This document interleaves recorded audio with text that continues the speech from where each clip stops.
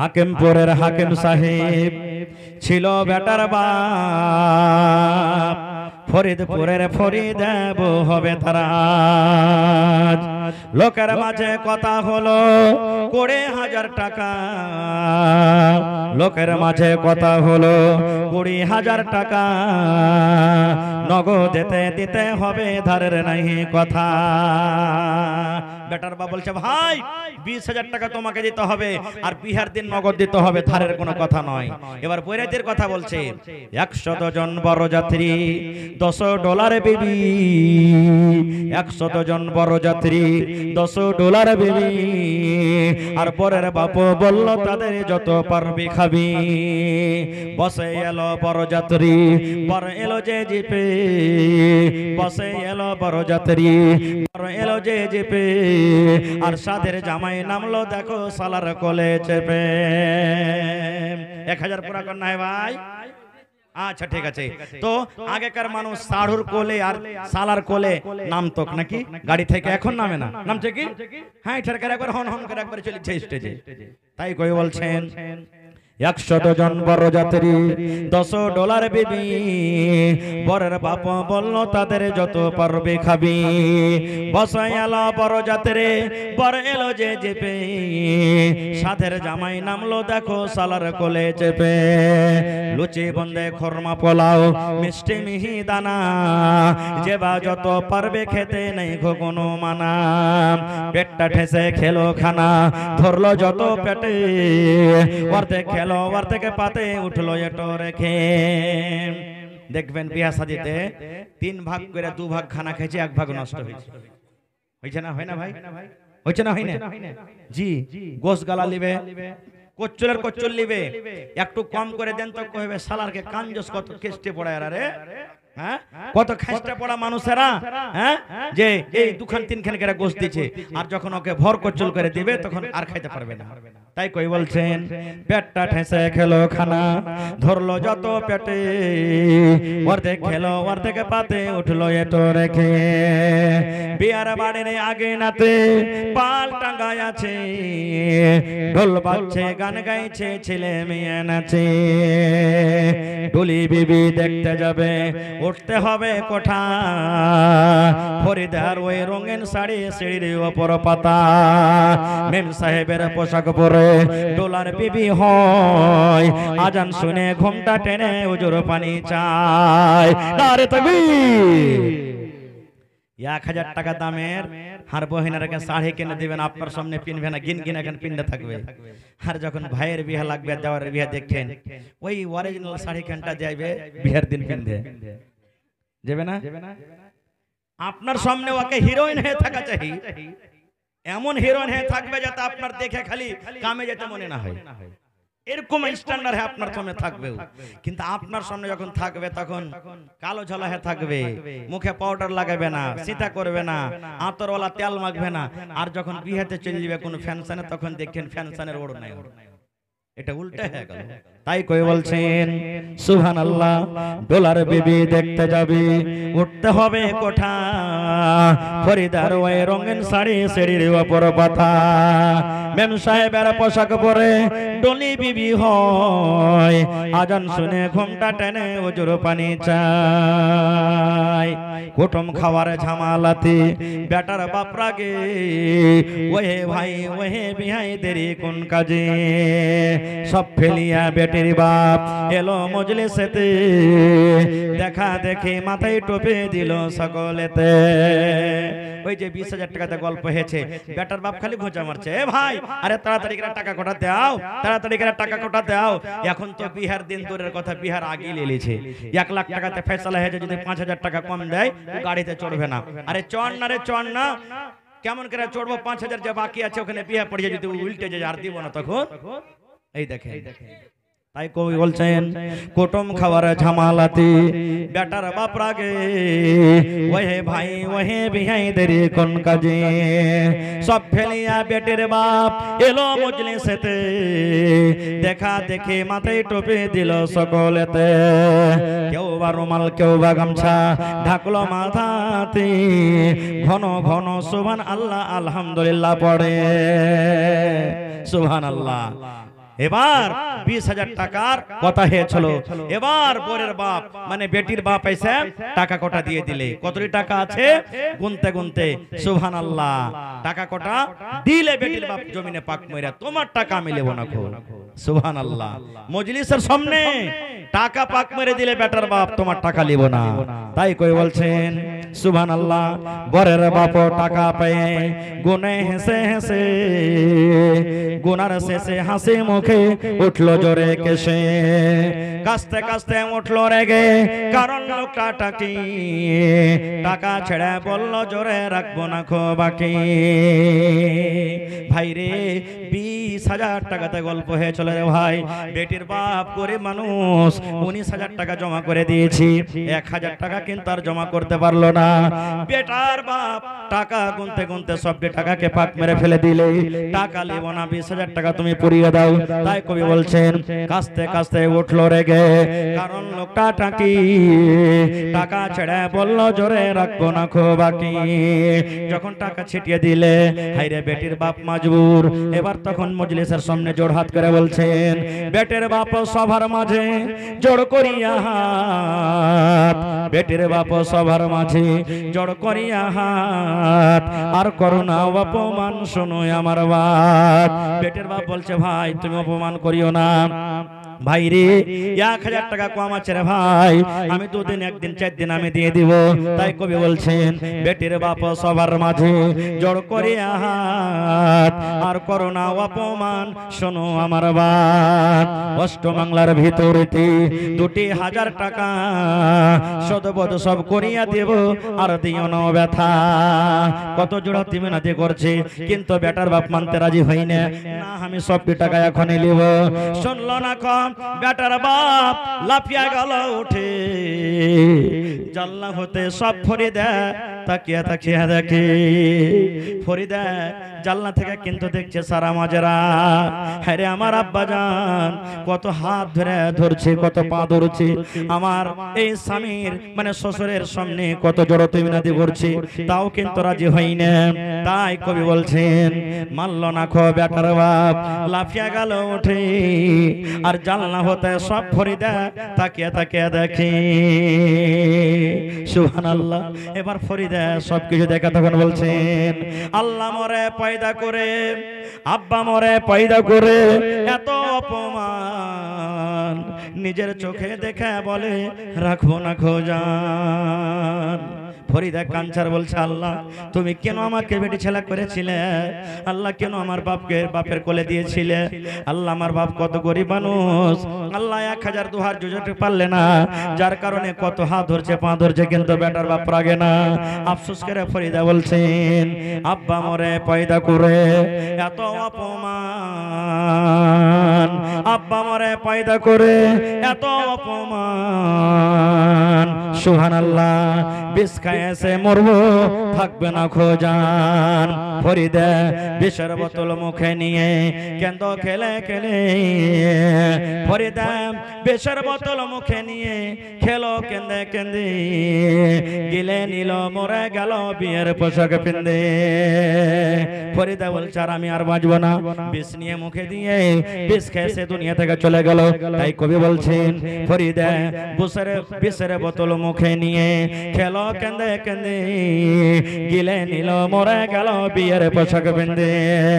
সমাজে তুমি তৈরি থাকো ইহার জবাব দিতে, ধরবে যেদিন আল্লাহ পাক কাল কিয়ামতে। লুচি বন্দে খুরমা পোলাও মিষ্টি খাওয়ার দিন, বিষ খাইছে মরল কেন সমাজে জবাব দিন। ইমাম সাহেব বিয়ের খুতবা পড়বে ফরিদার, ইমাম সাহেব বিয়ের খুতবা পড়বে ফরিদার, সমাজে তুমি জবাব দাও জানাজা কেন তার। সুবহানাল্লাহ। তবে নওজওয়ানকে বলবো যুবক, আল্লাহ রাব্বুল আলামিন স্ত্রীকে খুব বড় নিয়ামত দান করেছেন। খবরদার বিহার সমাতে নিজের হাতে টাকা কামিয়ে মোহর দিয়ে বাড়িতে নিয়ে আসবেন, তাকে শ্বশুরের কাছ থেকে নেবেন না। এবং মা খালার বহিনেরাকে বলবো সমাজ যদি জুলুম করে যে না গাড়ি দিতে হবে টাকা দিতে হবে, আপনার আব্বা বিয়ে দিবে যেরকম করি হোক বিয়ে দিচ্ছে, কিন্তু আপনাকে বিষ খেয়ে মরতে হবে না, ফাঁসি দিয়ে মরতে হবে না, আপনাকে ট্রেনের পাটিতে জান দিতে হবে না। কারণ নবীর হাদিস যে নিজের জান নিজে দিয়ে দেয় দেয়। আল্লাহ রাসূল ওর জানাজার নামাজ পড়েননি, নবী বলেছেন ওর জানাজা পড়িতে হবে না, বিনা জানাজা তোকে দাফন করতে হবে। এত বড় সুবহানাল্লাহ, ভালো মানুষরা তার জানাজা পড়বে না, যারা বদকার বেনামাজি তারা তার জানাজার নামাজ পড়বে। এত বড় পাপ। আল্লাহ আপনাকে জীবন দিয়েছেন, আর জীবন নেওয়ার মালিক হলো আল্লাহর। দুনিয়াতে যতদিন থাকবেন বাঁচেন, সমাজ জুলুম করছে, সমাজের হিসাব দিবে। কিয়ামতের দিন আল্লাহ হিসাবের কাঠগড়াতে তাকে খাড়ো করবে, কিন্তু সমাজের কারণে নিজের জীবন নিজে দিতে হবে। জাহান্নামের ভিতরে এক জাহান্নাম আরেক জাহান্নামকে মনে হয় গিলে নিবে, খেয়ে নিবে, এরকম জাহান্নামের ভিতরে এত ভয়ঙ্কর জাহান্নাম। জাহান্নাম নিজের আযাব, নিজের শাস্তি নিজে সহ্য করতে পারে না। যেই মানুষের জন্য আল্লাহ জাহান্নাম করেছেন, ওই জাহান্নাম নিজের শাস্তি নিজে সহ্য করতে পারে না। তাই জাহান্নাম আল্লাহকে বলছে, আল্লাহ তুমি কোনো ব্যবস্থা করো, আর সহ্য করতে পারি না, গরম সহ্য হয় না। আল্লাহ তখন জাহান্নামকে বললেন, একটা কাজ করো, দুনিয়াতে তুমি একটা শ্বাস লেও, আর দুনিয়া থেকে একটা শ্বাস তুমি লেও, দুনিয়াতে একটা শ্বাস দাও, আর দুনিয়া থেকে একটা শ্বাস লেও। দেখবেন এদিকে আপনি করে দেখবেন, আপনার ভিতর থেকে হাওয়াটা বের করেন, গরম হাওয়া দিবে না ঠান্ডা? জোরে বলেন, গরম না ঠান্ডা? গরম। তো এখন জাহান্নামের ভিতর থেকে শ্বাস দুনিয়াতে আসছে, তো জাহান্নামের গরম আসছে। আর যখন জাহান্নাম ভিতরে শ্বাস টানবে, তখন দুনিয়াতে কিন্তু ঠান্ডা হয়ে যাবে, হাদিসের কথা। এবার আপনি বলেন, জাহান্নামের গরম এত, শ্বাস ছাড়তে গেলে থাকতে পারি না, আর শ্বাস টানতে গেলে তাও ঠান্ডাতে থাকতে পারি না, তো অরিজিনাল জাহান্নামটা কেমন হবে? যে ভাই ভিতরখানটা অরিজিনালটা কেমন হবে বুঝতে পারছেন তো? সুবহানাল্লাহ। ওই জাহান্নামে মানুষকে পোড়াইবে, ওই জাহান্নামে জিনেরাকে পোড়াইবে, ওই জাহান্নামে পুরুষেরা পোড়বে, ওই জাহান্নামে আলিমেরা পোড়বে, ওই জাহান্নামে হাজিরা পোড়বে, ওই জাহান্নামে নমাজিরা পোড়বে, ওই জাহান্নামে গুনাহগাররা পোড়বে, পাপ যারা করেছে তারা পোড়বে। বলবে, হাজি মাওলানা যারা নমাজ পড়ছে ওরাও কি জাহান্নামে যাবে? জি। যারা নমাজ পড়ছে ওরাও কি জাহান্নামে যাবে? জি যাবে। কিন্তু সময় পড়তে গেলে পরে বলবো কেন যাবে, আমি ওদিকে যাব না। তো ভাই আমার মায়েরা খালারাকে বলবো, আল্লাহ তাবারাক ওয়া তাআলা আপনাদের মান সম্মানকে উঁচা করে দিয়েছেন। এক জামানা, এক টাইম ছিল এমন যে আরবের কিছু কিছু মানুষ বাড়িতে যদি বেটি জন্ম নিত, ওই বেটিটাকে জিন্দা জমিনে ওরা পুঁতে দিত, কেড়ে দিত। পড়েন সুবহানাল্লাহ। জমিনে বেটিকে জিন্দা দফন করে দিত। এরকম আরবের মানুষ। যদি কোনো মহিলার স্বামী মারা যেত, ওই স্ত্রীকে বলতো, তুই ডাহিন, তুই স্বামী খাকানি, তুই পুরুষ খাই লিলি। ওই মহিলাটাকে কষ্ট দিত মক্কার লোকেরা, যখন নবী হননি তার আগে। কিন্তু নবীজি নবী হওয়ার পর মা খালারকে মান সম্মানকে নবীজি বাড়িয়ে দিলেন, আল্লাহ বাড়িয়ে দিলেন। তবে ওই মা খালাদের সম্পর্কে দু চারটা কথা বলবো আজকে। ভাই আমার, স্বামী স্ত্রী একটা এমন জীবন, স্বামী স্ত্রী একটা এমন সংসার, যদি একটা পুরুষ নিজের স্ত্রী ভালো না পায়, ওর জীবন ভালো কাটবে না। আর যদি একটা স্ত্রী যদি নিজের পুরুষটাকে ভালো না পায়, তারও জীবন ভালো কাটবে না। কাটবে ভাই? টেম্পুর চাক্কা, মোটর সাইকেলের চাক্কা যদি দুটাই বরাবর হয়, তাহলে না গাড়ি করবে। আর একটাতে যদি মোটর সাইকেলের চাক্কা রাখেন, আর একটাতে যদি ট্রাক্টরের চাক্কা লাগিয়ে দেন, তো জীবনটা গড়বে? গাড়ি গড়বে যে ভাই? জীবনে গাড়ি গড়বে না। এই মতো স্বামী স্ত্রীর জীবন।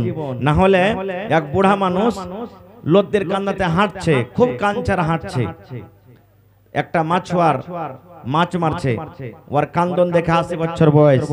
মাছুয়ার বলছে গুণিতে, দাদু কেন কাঁদছো তুমি? বলছে, কইস না রে ভাই, তোর দাদি ঘাটে গোসল করতে এসেছে, আইসে ডুবে মরে গেছে, তো কোনটা আছে ওকে ঢুঁড়ছি ওকে। তখন মাছুয়ার কইছে, দাদু তুমি বুড়িয়ে গেছো, তোমার হুঁশ বুদ্ধি কিছু নাই। কইছে, কেন রে ভাই? কইছে, দাদি যদি মরে থাকে তো ভাঁটু দিকে ভাসবে না, উজান দিকে উঠবে। তুমি যে উজান দিকে খুঁজছো, ওকে খুঁজবে তো যেদিকে পানি যেছে ওদিকে খুঁজো। কে ধের খ্যাপা, তুই বুঝবি না। 80 বছর বয়স হলো, 40 বছর তো দাদি কেলে আসা হয়ে গেল বাড়িতে। জীবনে কোনোদিন ওকে কথাটা সহি পাইনি, যেটা কথা কয়েছি উল্টা উল্টা কাজ করেছে জীবনে, কথা আর মতন কোনোদিন চলেনি। তাই পড়ার পর না উল্টা দিকে ভাসবে, ওই লাগা ওকে উল্টা দিকে খুঁজছি। দেখেন, এরকমও দুনিয়াতে আছে। কত মা খালা এমন আছে যে ওর পুরুষের হাট বাজার করা পছন্দ হবে না, এরকম আছে না নাই? কথাতে কথাতে বলবে আজি বুবু জানো আমারকে হয়ে দিলে আর বাপ ওয়ার হয়ে আমি ভাত খেয়ে লেনু আমার ঠিক মাইলোক আর পাল্লাতে চলে গেল না তা আর যদি কোনো যদি মাইলোক হয়তো কবে একটু কথাটা মনে হয় বেশি হিজবে কিন্তু কত মাখলা এরকম বলে ওর মুখে মুইতে চলে যেত মরার ওর ভাত খেত না এগুলা ভুল এগুলা ভুল কথা রে মা সুবহানাল্লাহ। তো আজকে আমি বলবো কোন মহিলাটা আল্লাহর জান্নাতে যাবে, কোন বেটি ছেলে আল্লাহর জান্নাতে যাবে, কোন নারী আল্লাহর জান্নাতে যাবে, এবং আপনাদের জন্য একটা হাদিস বলবো যে কোন ধরনের বেটি ছেলেকে আপনাকে বিয়ে করতে হবে। এমনি খালি যাকে মনে হলো বিয়ে করে চলে এলেন, জি না। নবী বলেছেন 1400 বছর আগে কোন ধরনের বেটি ছেলেকে বিয়ে করতে গেলে আপনার জীবনটা সুখে কাটবে, কোন ধরনের বেটি ছেলেকে আপনি বউ করে বাড়িতে নিয়ে আসবেন আপনার জীবনটা সুখের জীবন হবে। না হলে যদি আপনার স্ত্রী যদি আপনার মন মতন না হয়, আপনার স্ত্রী যদি দিনদার নেককার না হয়, আপনি 1 লাখ টাকা মাসে যদি ইনকাম করেন যেমনই বাড়িতে ঢুকবেন আপনার স্ত্রী কেলে যদি সুখ না হয় আপনি বলবেন আল্লাহ বাড়ি কেনাই নেবে, বিদেশি থাকা ভালো ছিল, বিদেশি থাকা ভালো ছিল। ভাই আমার আপনারা জানছেন নূহ নবী একজন নবী, সুবহানাল্লাহ, খুব বড় নবী। সানি আদম বলা হয়েছে তাকে। নূহ নবী নিজের স্ত্রী নিয়ে জীবনে কোনোদিন সুখ পায়নি। একটা নবী নিজের স্ত্রীকে নিয়ে সুখ পায়নি। কেমন সুখ পায়নি? আজকে যেমন আপনাদের সামনে আমি জালসা করছি, ওয়াজ করছি, নূহ নবী যখন কোনো মানুষের সাথে ওয়াজ করতে যেতেন তখন ওর স্ত্রীটা কিন্তু কাফেরা ছিল, ওর স্ত্রীটা মুসলমান ছিল না। খো নূহ নবী যখন ওয়াজ করে বাড়িতে চলে আসতেন ওর স্ত্রীটা কোন পাক দিয়ে যাইত আর যাওয়ার পর বলতো, এ গ্রামের ভাই, এ ভাই রে, তোরকে হাত ধরে পা ধরে কইছি ভাই রে, খবরদার হার ওই পাগলাটার কথা মানিস না, ওর পাল্লাতে পড়ে জানিস আমার জীবনটাই ছাই ছাই হয়ে গেল। এবার আপনি বলেন একটা স্ত্রী যদি নিজের পুরুষের খেলাফে যদি এরকম কথা বলে তার কথা শুনে কেউ মুসলমান হবে? জি ভাই জোরে বলেন হবে? হবে না। এরকমই বিবি আসিয়া ফেরাউনের স্ত্রী। ফেরাউন একটা জালিম জাবির বাদশা, দুনিয়া থেকে চলে গেছে, নিজে আল্লাহ দাবাই করেছিল ফেরাউন যে আমি হলাম আল্লাহ, এই দুনিয়ার মানুষ তোমরা আমাকে আল্লাহ স্বীকার করো, ভগবান মনে করো। কিন্তু ওর স্ত্রী বিবি আসিয়া যাকে আল্লাহ তাআলা তার নাম করনে বলেছেন, তার জিকির করনে করেছেন, এত নেককার বেটি ছেলে বিবি আসিয়া তখন কি বলছেন জানেন? এ আমার স্বামী জান, তোমার কথা আমি মানব না, তোমার কথা মতন আমি জীবন কাটব না। ফেরাউন একটা বড় বাদশা, গোটা দুনিয়ার বাদশা, গোটা পৃথিবীর বাদশা। ফেরাউন বলতে লাগলো, বিবি রে, এ আমার বিবি আসিয়া, তুমি কেন আমার কথা মানবে না? আরে আমি তো হলাম তোমার স্বামী, তুমি হলে আমার বিবি। দুনিয়ার লোক আমাকে আল্লাহ মনে করে, দুনিয়ার মানুষ আমাকে রব মনে করে, দুনিয়ার মানুষ আমাকে ভগবান মনে করে, কিন্তু তুমি বিবি হইয়া কেন তুমি আমাকে মানবে না? আরে দুনিয়ার মানুষ আমাকে মানছে, তুই মানবি না মানে?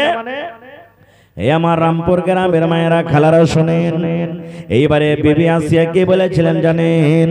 বলছেন, স্বামী গো, তুমি আল্লাহ হইতে পারো মানুষের জন্য, আমার জন্য নয়।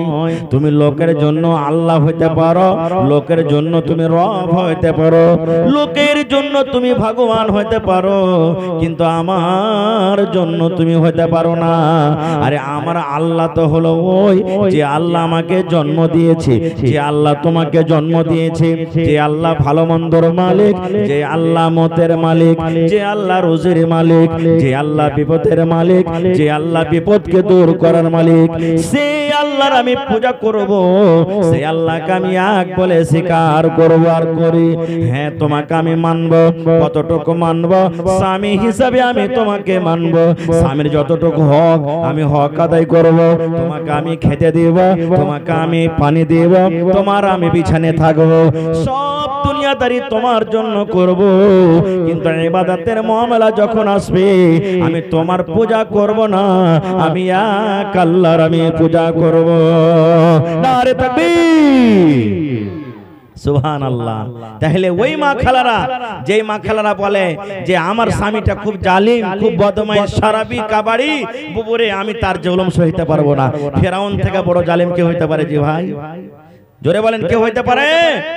হইতে পারে না। তবে হ্যাঁ, মা খালারাকে একটা কল্লা শিখিয়ে যাব আজকে। আপনারা শুনেছেন যে বেলা মায়ের লোকের 36টা কল্লা হয়, শুনেছেন আপনারা? কিন্তু কোনো কেতাবে লেখা নাই ভাই যে 36টা হয় কি 38টা হয়। আমিও শোনা কথা বলছি। একটা কল্লার কথা আপনারাকে বলবো, যদি মা খালারা এরকম কল্লা যদি করতে চায়, ছলনা করতে চায়, ইনশাআল্লাহ নেকি পাবে, এতে গুনাহ হবে না। কেমন দেখবেন আপনাদের গ্রামে, দেখেন দুনিয়া ছেড়ে দেন, এমনও দুনিয়াতে মায়ের লোক আছে যে ও নেককার কিন্তু ওর স্বামীটা খুব বদমাইশ, ওর কথা মানবে না, স্ত্রীর মদ পান করবে, নাশা খাইবে, নামাজ পড়বে না, উল্টা সিধা বিবিকে কয়ে দিবে, এরকম আছে না নাই? একটা মহিলা খুবই নেককার, থাকে থাকে থাকে একদিন তখন ওর স্বামীকে বলছে, হাজি আব্দুল্লাহর বাপ, তুমি যে নমাজ টমাজ পড়ো না, আল্লাহকে কি হিসাব দিবে তুমি? আজ নমাজ গালা পড়ো, আরে তোমারই তো ইবাদত, দান করো, নমাজ পড়ো, রোজার মাসে রোজা করো, ভালো আমলটা করো। তখন তার পুরুষটা কি বলতো, হ্যাঁ খালি কানের গোড়াতে ভ্যান ভ্যান ভ্যান ভ্যান করছে, হট এখান থেকে, তুই নিজে আমল করছিস, নিজে করগা। আরে তুই মায়েলোক বেশি, মায়েলোক জাত গুনাহগার হয়, ওরা দেখেন ফতুয়া কত বড়, মায়েলোক জাত গুনাহগার হয়, পায়ে পায়ে ওর গুনাহ আছে, তোরা বেশি বেশি করে আমল কর। আমি তো আল্লাহকে কে ডাকছি, দিনে 5 বার 10 বার আল্লাহ আল্লাহ বলে ডাকছি, নামাজ না পড়ো তো কি হলো, আল্লাহকে আল্লাহ বলে ডেকেলো না, আল্লাহ খুশি হয়ে যাবে। যখনই কথাটা বলে তখনই কিন্তু এরকম কাজ করে। এবারে তখন ওর স্ত্রীটা বলছে, থামরে মরা, তুই খালি আল্লাহকে বলে তুই খালি রাজি করে নিবি, নামাজ পড়বি না, আল্লাহ আল্লাহ বলে ডাকবি, আল্লাহ রাজি হয়ে যাবে, তোকে দেখাচ্ছি। একদিনকার ঘটনা, ও যাবে মনে করেন যে কোথায়, ধরেন যে চলে যাবে, ও নেপাল চলে যাবে, পূর্ণিয়া যাবে, যাওয়ার পর ও গাড়ি ধরবে, 6টার গাড়ি ধরবে, নেপাল যাবে। স্ত্রীকে বলেছে, শুন তুই তো ফজরের টাইমে নামাজ পড়ছিস, 3:30টার সময়তে নামাজ পড়ে তুই শুতিস না, আমার জন্য তুই নাস্তা করবি আর আমাকে একবারে ঠিক 4টার সময়তে উঠিয়ে দিবি, আমি মুখ হাত দিয়ে নাস্তা পানি করে 6টার গাড়ি ধরবো। এবার স্ত্রী তখন বলছেন যে থামরে মরা, আজ তোকে আমি একটা ছলনা দেখাবো। ওর স্ত্রীটা নামাজ টামাজ পড়ে ভাই নাস্তা কি ঘোড়ার ডিম বানাবে, আবার শুইতে গেছে। শুইতে যে গেছে তো একবারই 6টার সময়, ওর স্বামীটা তো লাট সাহেব 6টার সময়তে উঠেছে, ওকে বলেছে 4টার সময়তে উঠিয়ে দিবি, উঠেনি, 6টার সময়তে উঠেছে। এবার যেমনই উঠা তখন স্ত্রীকে বলছে, আরে আব্দুল্লাহর মা উঠা রে, তাড়াতাড়ি করে উঠ, আরে 6টা বেজে গেল, কখন ট্রেন ধরবো, তোকে বলেছি যে ফজরের পর তুই ঘুমাবি না, ঘুমিয়ে গেছিস, তুই নাস্তা করিসনি, কখন নাস্তা করবি? যেমন কথাটা বলা, এবার স্ত্রী বলছেন, স্বামী গো, ও আমার আদরের স্বামী, একবারে লম্বা সুরে বয়ান ধরে মিঠা করে ডাকছে ওকে, স্বামী গো, ও আমার আদরের স্বামী। ওর পুরুষটা বলছে, আরে স্বামী স্বামী বলিস না, তাড়াতাড়ি করে উঠ আর উঠে নাস্তা টাস্তা কর, 6টার গাড়ি ছুটলো ছুটলো, 8টার গাড়ি তার ধরবো। কিন্তু ওইটাই কথা বয়ান ধরে ধরে, স্বামী গো, ও আমার আদরের স্বামী, বয়ান ধরে এরকম ভাবে নিজের স্বামীকে বলছে। ওর ভিতর কিন্তু ঘাবড়ে গেছে, হবে রাইতে তো ভালোই সুতলে এসারের নামাজের পর কোনো জিন টিনে ধরলে নাকি, ভূতটুতে ধরলে নাকি, এত সুন্দর করে বয়ান ধরে ডাকছে স্বামী গো আদরের স্বামী। তখন বলছে না, এরকম করে হবে না। ওর একটা চাচা ছিল করবে, চলে গেছে ডাকতে, চাচা হে চাচা, কইছে কি হয়েছে রে ভাতিজা, কইছে চলো তো তোমার বহুটাকে দেখো তো, এসারের পর শুইতেছে, এখন যদি জাগা আছে তো এরকম বয়ান ধরে ধরে স্বামী গো আমার আদরের স্বামীকে ডাকছি। কইছ তো হাঁটতে হাঁটতে যখন বাড়ি চলে গেছি, তার স্বামী বলছে, ও আব্দুল্লাহর মা, দেখো বাড়ি থেকে এসেছে, চাচা এসেছে, তুমি উঠো উঠো আব্দুল্লাহর মা, তুমি এখন উঠে যাও। আবার বলছেন, স্বামী গো, ও আমার আদরের স্বামী, আবার ওই কথাটাই বলছে। এ আব্দুল্লাহর মা, কেমন তুমি কথা বলছো, আদর করে তুমি এই কথাটা বলছো, জীবনে তুমি এরকম কথা বলনি, কিন্তু আজকে তোমার মুখ দিয়ে কথাটা শুনতে পাই, কারণটা কি? তুমি উঠে যাও, চাচা এসেছি। আবার বলছেন, স্বামী গো, ও আমার আদরের স্বামী। যেমনই 2-3 বার বলেছে তখন চাচা বলছে ভাতিজা রে এটা খুব বড় জিন আছে রে ভাতিজা, আমার মতো ছোট করবে যে এই জিনকে ধরা হবে না, একে বড় মশানে ধরেছে রে ভাতিজা, আমার মতন করবে যে মশানটাকে ধরতে পারবে না। যা রে ভাতিজা যা, তুই অন্য জায়গাতে কোনো বড় ওঝা করবে তুই খুঁজে নিয়ে আয়। ভাতিজা আমি পারবো না এই ভূত ধরতে। এবার বাড়ি থেকে যখন চাচা বের হইতে লেগেছে একবারে ধসমস করে বহু তখন উঠে বসে গেছে বিছানে উঠে যাওয়ার পর এইবারে বলছেন চাচা গো আমাকে কোনো জিনে ধরেনি গো চাচা, আমাকে কোনো ভূতে ধরেনি, আমার কাছে কোনো মশান নাই গো চাচা।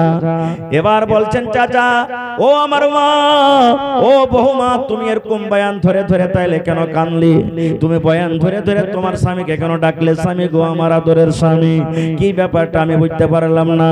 এবার বহু বলছে স্বামী চাচা গো এই জন্য আমি এরকম ভাবে ডাকলাম, আমার হুঁশবুদ্ধি ভালো আছে, জ্ঞান ভালো আছে, আমাকে কোনো ভূতে ধরেনি, আমি নমাজ পড়ি।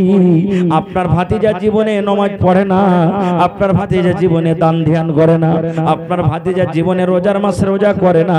আমি যখন তাকে বলি স্বামী গো তুমি নমাজটা পড়ো, রোজার মাসে রোজাটা করো, আমার কথা মানে না, আমাকে একটাই কথা বলে বিবিরে তুই নমাজ পড়ছিস পড়, তুই রোজা করছিস কর, আমার আল্লাহকে আমি আল্লাহ বলে বলে বলে ডাকছি, আমার আল্লাহ আমার পরে খুশি হয়ে যাবে। বলছে চাচা গো বিনা নামাজ পড়াতে যদি আল্লাহকে আল্লাহ বলে ডেকে যদি আল্লাহ রাজি হয়ে যায়, রোজার মাসে যদি রোজা না রাখি যদি আল্লাহকে আল্লাহ বলে ডেকে যদি আল্লাহ রাজি হয়ে যায়, তাহলে আমার স্বামীকে আমি এই 6টা থেকে নিয়ে এখন পর্যন্ত কত আদর করে মিষ্টি করে করে স্বামী গো ও আমার আদরের স্বামী করে আমি এত কলিজা ঠান্ডা করে আমি ডাকলাম, তবে নাস্তা না করে তার কেন পেটটা ভরবে না? যেমন চাচা গো পেট ভরতে গেলে নাস্তার দরকার আছে, পেট ভরতে গেলে রুটির দরকার আছে, পেট ভরাতে গেলে ভাতের দরকার আছে, বিনা ভাতে বিনা এই খানাতে মানুষের পেট ভরবে না, জান বাজবে না। এই মতো আল্লাহ রাব্বুল আলামিনের ইবাদত বান্দাগি করতে গেলে আল্লাহ খুশি হবে, শুধু আল্লাহ আল্লাহ ডেকে আল্লাহ খুশি হবে না। নারে তাকবীর। নবী তোমার নাম শুনিয়া পাগল আমার মনটা গো, নবী একবার দেখা দিও গো, নবী একবার দেখা দিও গো, আখিরাতে দিও গো দেখা, কিয়ামতে দিও গো দেখা, দেখব নয়ন ভরে গো, নবী একবার দেখা দিও গো, নবী একবার দেখা দিও গো। ভাই আমার, তো আমি বলছিলাম স্বামী স্ত্রীর জীবনটা একটা এমন জীবন যে স্বামীকে জানতে হবে যে আমার স্ত্রীর মেজাজ কেমন, স্ত্রীকে জানতে হবে আমার স্বামীর মেজাজ কেমন, না হলে জীবনটা চলবে না। আজকে দেখেন আপনাদের গ্রামে আছে কিনা, যেমনই বেটা ছেলের বয়স 13 বছর 14 বছর হলো, লাখ দেখনি পুঁটা চুইছে, কষা চিপলে দুধ ভরাইবে, লাখে পেস্টি চোখে পেস্টি, আর ওর বহু খোঁজাখুঁজি শুরু হয়েছে। হয়েছে না হয় না ভাই? জোরে বলেন হয়েছে না হয় না? হ্যাঁ, রোডের কান্দাতে জমিন বিক্রি আছে, 5 লাখ টাকা লাগবে, ছাগল বকরি মুরগা মুরগি গরু ছাগল বেচে কিন্তু তাই 1 লাখ টাকা ঘটছে। তখন স্বামী স্ত্রী কইছে হারে 1 লাখ টাকা যে ঘটে গেল রে, 4 লাখ টাকা তো জুট গেলেছি, কি করবো? তো কইছে ইয়ে আল্লাহ তুমি জানো না বেটাটাকে বেচালাও। কি বলছেন? বেটাটাকে বেচালাও। ওই কোটিতে বিকেবে, ওই তাও 2.5 লাখ টাকা পেয়ে নিবে। আরে 2.5 লাখ টাকা যদি কত 50,000 টাকা কম করে খরচ করবো, 2 লাখ টাকা বাচ্চা জমিন খানটাকে ধরবে। এবার ওই বিহাটা কি হয়েছে জানেন? শেরশাবাদের মধ্যে এগুলা বেশি হয়েছে। এবার ওই স্ত্রীটাকে বাড়িতে নিয়ে এলো, ও তো জানে না পাগলি ছোট এখনো হয়ে আছে যে আমার স্বামীর কিভাবে আমাকে খেদমত করতে হবে, আর পুরুষটাও জানে না যে আমার স্ত্রীকে আমাকে কিভাবে নিয়ে চলতে হবে। 2-4-6 মাস যখন হইলো তখন বলছে যে আব্বাজি কি মাগে আমি ওই মরার ভাত খাবো না। কেন খাবি না? কইছে হে লাগ দিয়া সাড়াক সাড়াক করে খালি পুঁটা চুইছে, আমি আর ভাত খাবো না। তো খাবি না? না তো না, এক কাজ কর তুই চলে এবার কোন রকম। এবার বাড়ি গেল, বাড়ি যাওয়ার পর 2-5 দিন পর তখন জামাইটাকে ডাক মিঠা করে, জামাইটা যখন আসছে আইসা তখন 2টা চাংড়াকে রেডি করে কইছে সালার বেটাকে ধরে পিলারে বান আর 5টা মানুষকে ডাক, 3 লাখ টাকা দিয়েছি, 2 লাখ টাকা বিয়েতে খরচ হয়েছে, 5 লাখ টাকা দে আর আমার বেটিকে তালাক করে তুই দিয়ে চলে যা। হয়েছে না হয় না? আল্লাহর নবীর জামানাতে এক বাপ নিজের বেটির বিয়া দিবে, বেটি বলছে আব্বা আমি বিয়ে করব না, বেটি বলছে আব্বা গো আমি বিয়ে করব না। দয়ার নবীর কাছে চলে গেলেন আব্বা জান। এবার নবীকে বলছেন হুজুর আমার বেটির আমি বিয়ে দেব, কিন্তু আমার বেটি বলছে আব্বা গো আমি এখনো বিয়ে করব না, আমি বিয়েতে রাজি নাই। যদি নবী গো পারেন তো আমার বেটিকে আপনি একটু বুঝিয়ে দেন। নবী আমার বললেন তোমার বেটিকে ডেকে আনো। পরের দিন নবীর দরবারে হাজির হয়ে গেলেন। এবার বলছেন হুজুর আমার বেটিকে আমি হাজির করে দিয়েছি। আল্লাহর রাসূল এবার বলছেন হে আল্লাহর বান্দি তোমার আব্বা জান তোমার বিয়ে দিবে আর তুমি বলছো আমি বিয়েতে রাজি নাই, কারণটা কি একটুকে জানতে পারি? এই আমার মায়েরা খালারা শুনেন, ভাইরা আমার শুনেন। এইবারে কিন্তু সে বেটি ছেলে বলছে নবী গো আমার আব্বা জান আমাকে বিয়ের কথা বলেছে, আমি নারাজ আছি, এই জন্য নারাজ আছি নবী গো। তার আগে আপনাকে একটা প্রশ্ন করব। নবী বলছেন কি প্রশ্ন? বলছে আল্লাহর নবী গো ধরেন আমার বিয়ে হয়ে গেল, আমি শ্বশুরের বাড়িতে চলে গেলাম, যে আমার স্বামী হবে, যে আমার হাজবেন্ড হবে, যে আমার পাতি হবে, আমি তার বাড়িতে চলে গেলাম। এবার তার বাড়িতে যাওয়ার পর নবী গো আমার ওই স্বামীর আমার পরে কতটুকু হক আছে নবী গো? আমার স্বামীর কতটুকু কথা মেনে আমাকে চলতে হবে, আমার স্বামীর কতটুকু কথা আমাকে শুনতে হবে। নবী গো একটু দয়া করে বলেন। হুজুর আমি ধরেন আমি বিয়ে হয়ে চলে গেলাম শ্বশুরের বাড়িতে, যে আমার স্বামী হবে ওই আমার স্বামীটার কথা আমাকে কতটুকু মানতে হবে? নবী আমার বললেন হে আল্লাহর বান্দিরি তোমার উপরে তোমার স্বামীর অতটুকু হক, তোমার উপরে তোমার স্বামীর অতটুকু হক, তোমাকে অতটুকু তোমার স্বামীর কথা মেনে চলতে হবে। তোমার স্বামীর গায়ে যদি ফোঁট হয়ে যায়, ঘা হয়ে যায়, আর ঘাটা পেকে গেছে, ফোঁটটা পেকে গেছে, রক্ত বইছে, খুন চইছে, আর তোমার স্বামী যদি তোমাকে বলে বিবি রে এই রক্তটা পেকে গেছে, এই ফোঁটটা পেকে গেছে, রক্ত বইছে, পুজ চইছে রে বিবি, এই রক্তটা তুমি সাফ করে দাও, এই পুজটাকে তুমি সাফ করে দাও। কি দিয়ে সাফ করবে বিবি রে? তুলা দিয়ে সাফ করতে হবে না, তোমাকে পানি দিয়ে সাফ করতে হবে না, তোমাকে কাপড় দিয়ে সাফ করতে হবে না রে বিবি। আল্লাহ রাব্বুল আমিন তোমাকে জিভা দিয়েছে বিবি রে, এই জিভা দিয়ে তুমি চেটা চেটা আমার ঘাটাকে সাফ করে দাও, এই জিভা দিয়ে চেটা চেটা চেটা চেটা তুমি আমার ঘাটাকে সাফ করে দাও। আল্লাহ রাসূল বলেছেন মহিলারে তোমার উপরে তোমার স্বামীর অতটুকু হক, তুমি ইনকার করতে পারবে না, না স্বামী গো আমি এটা কাজ করতে পারবো না। তোমার স্বামী যদি তোমাকে বলে জিহ্বা দিয়ে চেটে চেটে চেটে তোমাকে সাফ করতে হবে, তাহলে তোমার স্বামীর ওই ফোঁটা ঘাটা তোমাকে জিহ্বা দিয়ে চেটে চেটে তোমাকে সাফ করতে হবে, এতখানি হক হলো তোমার উপরে। তখন সে বেটি ছেলে বলছে নবী গো তাহলে আমি এখন এতটুকু করতে পারবো না, আমি এই বিয়েতে নারাজ আছি, আমি এখনো বিয়ে করতে পারবো না। নারে তাকবীর। শুধু তা নয়, এই আমার মায়েরা খালারা নবী বলেছেন হে মহিলারে তুমি চুলাতে রুটি বানাইছো, ভাত তোমার গড় গড় গড় গড় করে ভাত ফুটছে, কিংবা তুমি ভাত পাসাইছো, কিংবা তুমি রুটি বানাইছো, আন্ধারটা তুলছো, তোমার স্বামী বাজার থেকে বাড়ি চলে এসেছে, তোমার স্বামী স্কুল থেকে বাড়ি চলে এসেছে, তোমার স্বামী মেডিকেল থেকে বাড়ি চলে এসেছে, তোমার স্বামী মাঠ থেকে কাম কাজ করে বাড়িতে চলে এসেছে। এবার নবী বলছেন মহিলারে তুমি রুটি বানাইছো, রুটিটা হয়ে গেছে, হাতটা বাড়িয়ে দিয়েছো, রুটি তুলে নিবি। এরকম সমাজে যদি তোমার স্বামী তোমাকে বলে হালে মারমা জায়েদার মা বিবির একটু তুমি ঘরের দিকে এসো তো, বিবি তুমি আমার পাঞ্জরে একটু এসো তো, বিবি তুমি এক গ্লাস পানি নিয়ে এসো তো। আল্লাহ রাসূল বলেছেন মহিলা তোমার রুটি পড়ে যায়, তোমার রুটি জ্বলে যায়, তোমার রুটি ছাই হয়ে যায়, তোমার ভাত পুড়ে যায়, তোমার তরকারি পুড়ে যায়, তুমি তাড়াতাড়ি করে রুটি ছেড়ে দাও, তরকারি ছেড়ে দাও, তাড়াতাড়ি করে তুমি ভাত ছেড়ে দাও, আর তোমার স্বামীর কথাতে তুমি লাব্বাইক বলে দাও। তোমার রুটি পুড়ে যায়, তুমি তাড়াতাড়ি করে তোমার স্বামীর কথা তুমি শোনো। কিন্তু এখানে যদি আমার কোনো মা খালা কোনো কাজ কাম করছে, আর কোনো ভাই যদি বাড়িতে এসে কইছে হাবিবার মা খুব তিরসে লেগেছে রে, এক গ্লাস পানি গলা দে তো, মনটা ভালো থাকলে দিবে, আর যদি মনটা খারাপ থাকে তো কি বলবে? লিসি লাগা কাহেকার, এখানটা কাম করেছে তো কত বড় করে লাশাই হয়ে গেছে, একটু গিলাসে পানি টেলিয়ে খাইতে পারবে না তুমি, তোমার কপালে কি চোখটা নেই যে আমি কাম করছি, যাও তুমি একটু গিলাস চালাও, আর গিলাস চালিয়ে তুমি পানি টেলিয়ে খাইতে পারবে না? এমন খুঁচা মেরে জবাব দিবে রে ভাই যে মনে হয় ওর সারা দিনের তিরসা শেষ হয়ে গেল। এই আমার মায়েরা খালারা, নবীর বেটি, নবীর ছোট বেটির নাম কি? নবীর ছোট বেটির নাম কি? জোরে বলেন, জানেন না? হায় রে আল্লাহ, নবীর চারটা বেটি ছিলেন। কয়টা বেটি? একটা বেটির নাম জাইনাব রাদিয়াল্লাহু তাআলা আনহা, একটা বেটির নাম রুকাইয়া রাদিয়াল্লাহু তাআলা আনহা, একটা বেটির নাম উম্মে কুলসুম রাদিয়াল্লাহু তাআলা আনহা, আর সবথেকে ছোট বেটির নাম হলো ফাতেমা রাদিয়াল্লাহু তাআলা আনহা।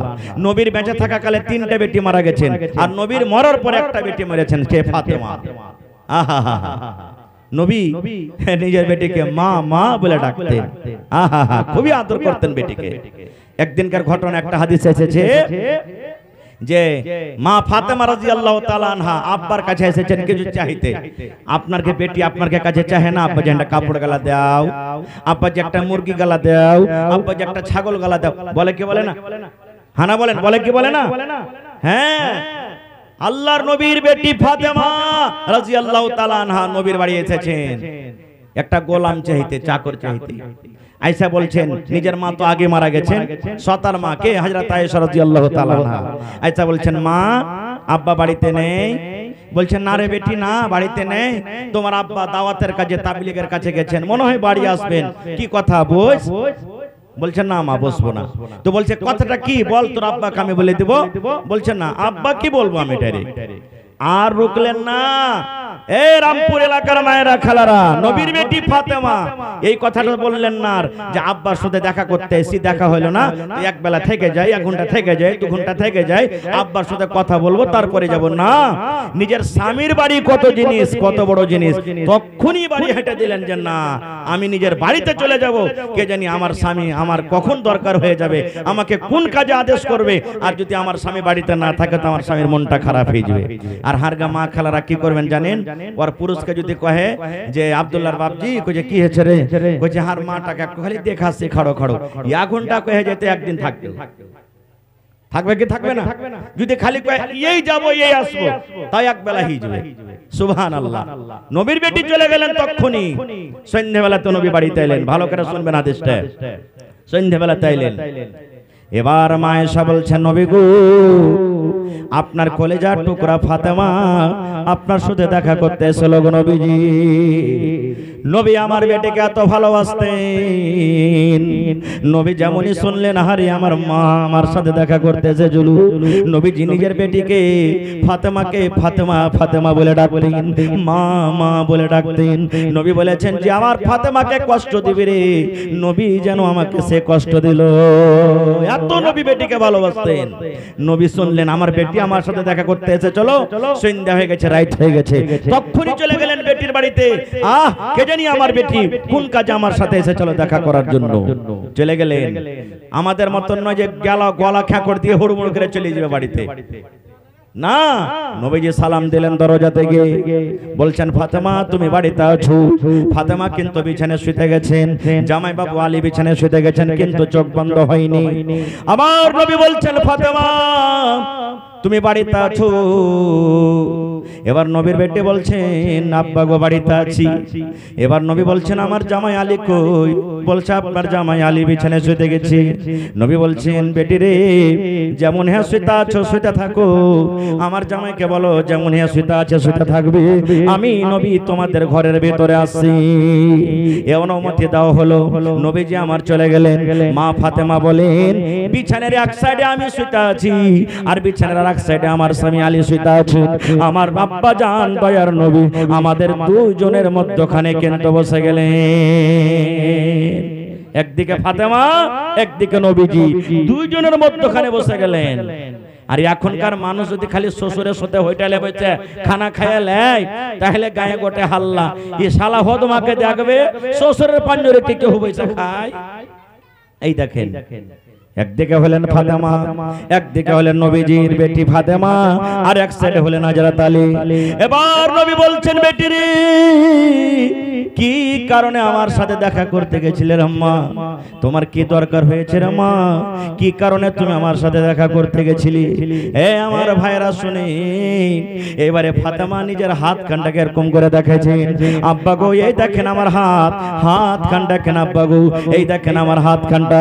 ওরে সুবহানাল্লাহ, সুবহানাল্লাহ নবীর বেটি ফাতেমা নিজের আব্বাকে এরকম ভাবে হাত খান দেখাচ্ছে আল্লাহর নবী যেমনই হাত খানা দেখলেন ওরে আল্লাহ হাতে কিন্তু সাদা সাদা হয়ে ফোঁসা পড়ে গেছে হাতে কিন্তু ফোঁসা পড়ে আছে কত ফোঁসা গলে গেছে কত ফোঁসা কিন্তু পেকে পেকে গেছে আর কত রক্তিত হয়ে গেছে নবীর বেটির হাতে কিন্তু ফোঁসা পড়ে আছে এবার নবী বলছেন বেটি রে তোমার হাতে কেন ফোঁসা রে মা তোমার হাতে কেন ফোঁসা রে মা তুমি কি কাম করেছিলে তোমার হাতে কিন্তু ফোঁসা লেগে গেছে ঠিক আছে ছেড়ে দেন ঠিক আছে ছেড়ে দেন এবার নবী বলছেন ফাতেমা তোমার হাতে কেন ফোঁসা কি কাম করেছো রে মা আপনারা বলেন তো যদি সারা দিন কোদাল চোপান তো হাতে ফোঁসা পড়বে না যদি আপনি কোদাল চোপান হাতে ফোঁসা পড়ে যাবে যদি আপনি মই টানেন হাতে দিয়ে হাতে ফোঁসা পড়ে যাবে বাঁশ কাটতে যান তো আপনার হাতে ফোঁসা পড়ে যাবে এবার বলছেন নবীজি বেটি রে তোমার হাতে ফোঁসা কেন রে মা কি কাজ তুমি করেছিলে